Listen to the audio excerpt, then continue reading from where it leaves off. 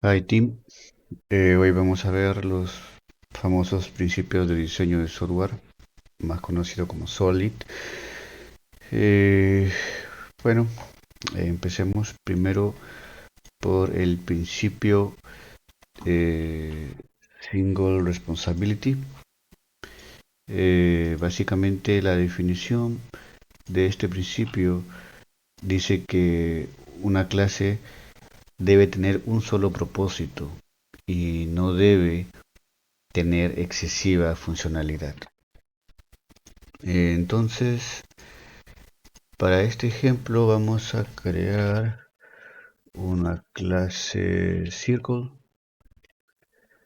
Vamos a definirle un método para calcular el área.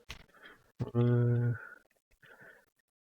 la area. Vamos a eh, devolver cualquier valor por ahora. Y ya, hasta acá se cumple el principio, pero supongamos que viene un requerimiento y nos dice que tenemos que tener una opción para devolver el área en formato, el círculo en formato JSON, ¿no? Su área. Entonces podemos decir convert to JSON, esto que sea un string y vamos a retornar simplemente la data que nos hayan pedido, la que sea que nos hayan pedido en el requerimiento. Pongamos acá que diga área y acá algún valor, algún valor que nos pida, ¿no? Ok, como pueden ver, tenemos una clase círculo con dos métodos, pero si se dan cuenta, este método convert to JSON no, no está bien, o sea, no debería ir acá porque se supone que es un círculo, pero no tiene sentido esta clase.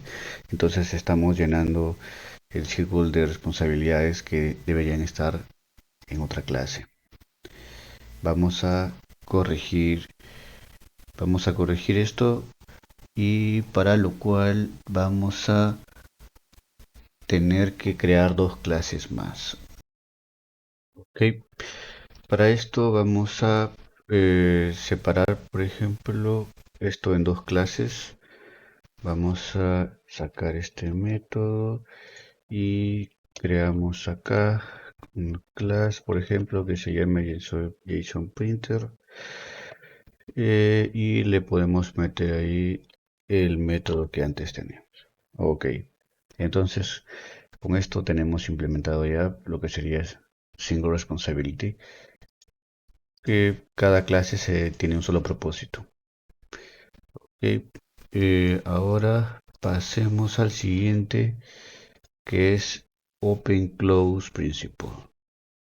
Ok, vamos a suponer que tenemos una clase Square, por ejemplo, otra clase Triangle, por ejemplo, ok, y vamos a agregar acá el main public class open close. Ok, vamos a agregarle el método main y vamos a decir square. Vamos a crear básicamente una instancia de ambas clases, dos objetos, tanto de triángulo como de cuadrado. Ok, vamos a suponer que tenemos otro método para poder calcular el área y aquí vamos a tener que hacer esto y devolvemos el área. Por ahora cualquier cosa, ya sabemos que el área del cuadrado es altura al cuadrado. Eh, Ahora vamos por el otro porque también necesitamos calcular el área para el triángulo. Vamos a crear esto y vamos a retornar por ahora también cualquier valor, pero ya sabemos que el área del triángulo es esta de acá, base por altura entre 2. Ok, tenemos esto que está acá. Pero si se dan cuenta, cada vez que necesitemos agregar otra figura geométrica, vamos a tener que agregar otro if. Vamos a tener que modificar. Pero el principio de Open Close dice que las clases deben estar abiertas para extensión, pero cerradas para modificación. Así que esto no cumple el principio Open Close. Lo vamos a resolver ahora. ¿Cómo lo vamos a resolver en este caso? Muy bien, lo vamos a resolver con una interfaz. Así que procedamos, vamos a crear una interfaz. Esta interfaz no tiene que ser pública. Nuestra interfaz la vamos a llamar shape. Y simplemente para devolver el área. Ok, tenemos que hacer que nuestro cuadrado implemente shape y que devuelvan el área, ¿no? En este caso de cuadrado y el otro caso de triángulo. Ok, entonces ya tenemos nuestra clase que implementa shape y ya no es necesario que hagamos aquí esto. Vamos a, acá podemos poner shape porque ambos implementan shape y aquí podemos borrar todo esto y aquí podemos poner simplemente área. Con esto tendríamos que ya no estamos violando el principio open close, ya que si queremos agregar más figuras simplemente implementamos shape, definimos el área y acá ya no tenemos que cambiar nada, no tenemos que cambiar calculate area, nada, porque al implementar shape ya podemos pasarle diferentes tipos de objetos acá, no tenemos problemas. Ok, este sería el principio open close. El siguiente principio, list-cup substitution. Ok, este principio dice que todas las subclases de una clase deberían ser reemplazables por la clase o la clase padre, la parent class. Esto es un poco más difícil de entender, pero por eso lo vamos a ver en el código. Vamos a suponer que tenemos una clase beard y que esta clase tiene dos métodos, fly y it.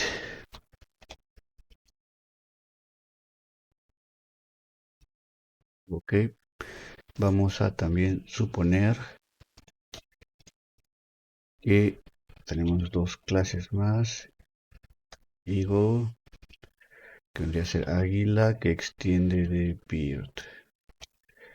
Entonces esta águila puede volar y puede comer. Ok, vamos ahora a suponer que también tenemos otra clase penguin, que es pingüino, que también extiende de beard. Ok, entonces el pingüino puede volar y puede comer. Un momento, el pingüino no puede volar, no puede volar. Y haciendo esta extensión le estamos diciendo que puede volar. Entonces, si queremos subrayar esto, vamos a vamos a decir que a devolver, por ejemplo, con fly not supported section, porque el pingüino no puede volar. Entonces, el diseño de esta clase de estas clases no es correcto. Entonces, ¿cómo podríamos hacer? Podríamos hacer varias cosas. Por ejemplo, podríamos implementar una interfaz flyable que la implementen solo los objetos que pueden volar, pero también podemos crear otra clase intermedia. Vamos a poner flying, por ejemplo, flying bird. Creamos otra clase que ponemos extiende de bird. ¿Ok? Entonces, esta clase flying bird va a tener este método. ¿Ok?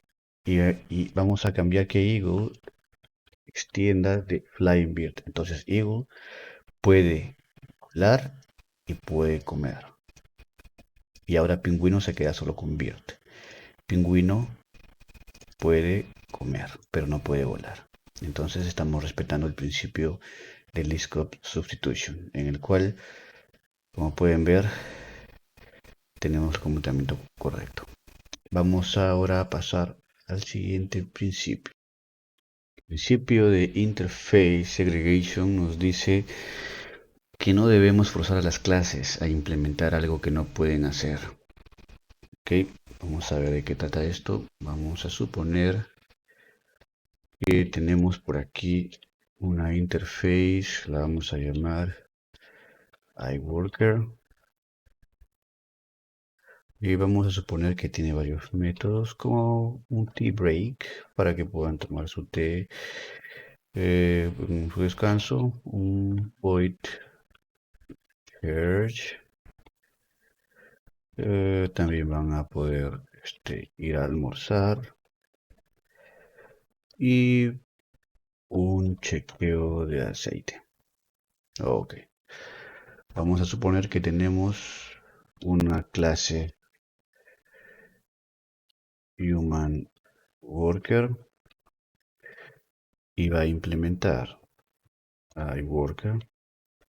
Ok, pero también vamos a tener una clase robot worker que va a implementar también iWorker.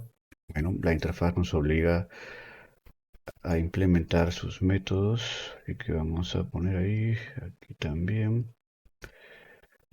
Ok,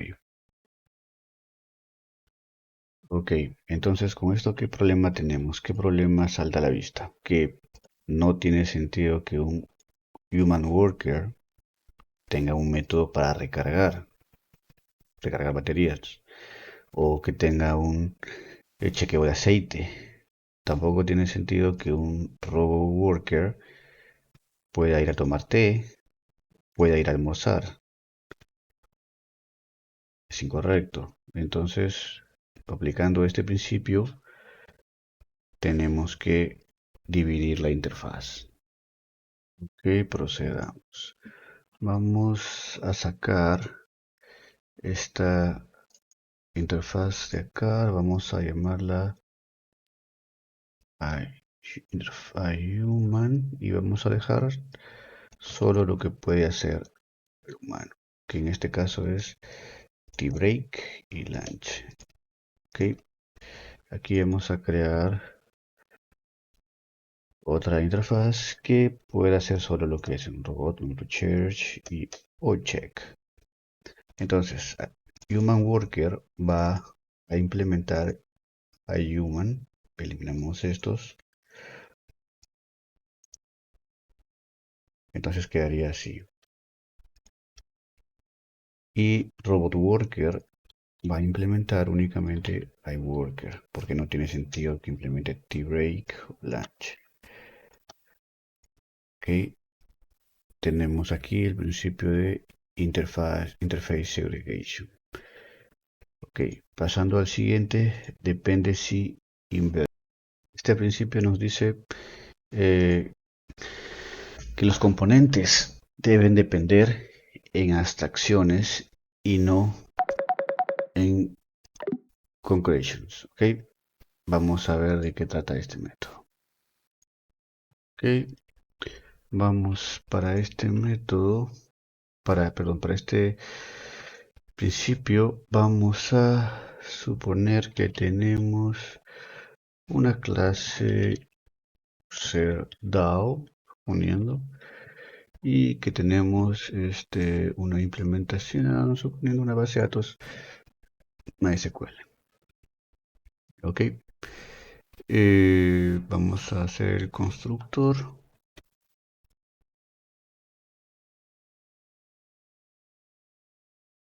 Ok, ahí lo tenemos. Y vamos a agregarle un método shape.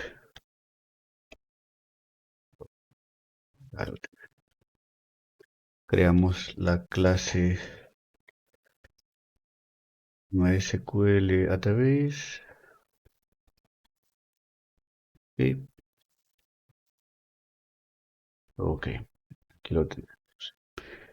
Entonces, ¿qué vemos aquí? Aquí vemos que hay una dependencia. UserDAO depende de MySQL Database y está dependiendo de algo concreto, lo cual viola este principio de inversión de dependencias. Ok, vamos a ver específicamente por qué. Si también, suponiendo que tengamos un método main, ok, vamos a poner aquí el método main. ¿Cómo haríamos esto? Haríamos un MySQL y aquí tendríamos que instanciarlo. Ok, y para nuestro user DAO vamos a tener que pasarle el parámetro aquí. Ok, y acá ya pudiéramos hacer un save. ¿Así? Entonces, está que depende. eh, y esto es malo. Por lo tanto, tenemos que aplicar el principio para ya no depender de esto. Vamos a ver cómo lo hacemos. Ok. Primero vamos a tener que crear una interfaz. Vamos a cambiar aquí esta dependencia por le vamos a llamar iDatabase, ¿ok? Entonces vamos a cambiar esto acá y lo vamos a poner acá. Va a depender de una interface. Vamos a crear esa interfaz